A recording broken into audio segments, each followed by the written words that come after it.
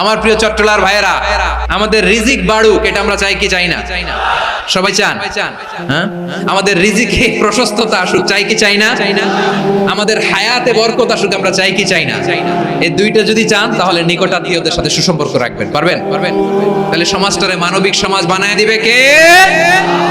তিনটা আদেশ চলে গেল। এক নম্বরে কি ছিল? দুই নম্বরে, তিন নম্বরে নিকট আত্মীয়দেরকে দান। আল্লাহ তাআলা তিনটা জিনিসের যেমনি আদেশ করেছেন, অনুরূপ ভাবে তিনটা বিষয় তিনি বারণ করেছেন, নিষেধ করেছেন, ওগুলোর কাছেও যাওয়া যাবে।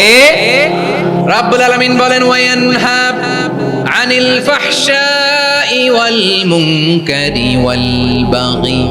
আমি যেমনি তিনটি বিষয়ে আদেশ করলাম, অনুরূপ ভাবে তিনটি বিষয়ে বারণ করলাম, নিষেধ করলাম। আমার এক নাম্বার নিষেধাজ্ঞা হলো অশ্লীলতার প্রতি। ফাহশা, ওয়ায়ানহা আনিল ফাহশা, আল্লাহ তাআলা অশ্লীলতাকে নিষেধ করেছেন। কোন জিনিসকে? সবাই বলুন, কোন জিনিসকে? যত ধরনের, যত টাইপের, যত ক্যাটাগরি অশ্লীলতা হতে পারে, সব অশ্লীলতাকে হারাম করেছেন কে? ফাহশা মানে কি? কথায়, কাজে, আচরণে, কমেন্ট, ফেসবুকের কমেন্টসে যত ধরনের নোংরামো আছে, যত ধরনের অশ্লীলতা আছে, এটাকে আরবিতে বলে ফাহশা।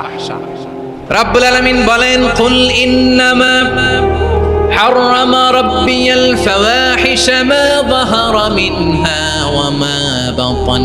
ও নবী, আপনি বলে দেন, আমার রব প্রকাশ্য অপ্রকাশ্য, স্পষ্ট কিংবা অস্পষ্ট, দৃশ্যমান কিংবা অদৃশ্যমান সব অশ্লীলতাকে হারাম করেছেন। সব ধরনের অশ্লীলতা হারাম।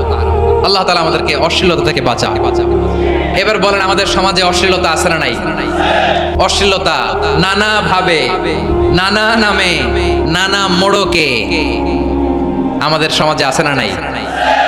সংস্কৃতির নামে, ফ্যাশনের নামে, বিনোদনের নামে, উপন্যাসের নামে, কনসার্টের নামে অশ্লীলতা আছে না নাই? আপনি দেখেছেন কনসার্টগুলোর অবস্থা? আমাদের তরুণ তরুণীরা, আমাদের যুবক যুবতীরা, আমাদের জেনজিরা, কি অবস্থা ওইখানে? কনসার্টের নামে অশ্লীলতা আছে না নাই? ছেলে মেয়ে একে অপরকে জড়ায় ধরতেছে, একে অপরকে চুমু খাচ্ছে, প্রকাশ্যে, দিবালোকে, গণমানুষের সামনে। আল্লাহ তাআলা এই অশ্লীলতা থেকে আমাদেরকে বেঁচে থাকতে বলেছেন। রূপালী জগতের নামে অশ্লীলতা আছে না নাই? এই টার্মটা আপনারা জানেন না? রূপালী জগৎ কি জগৎ?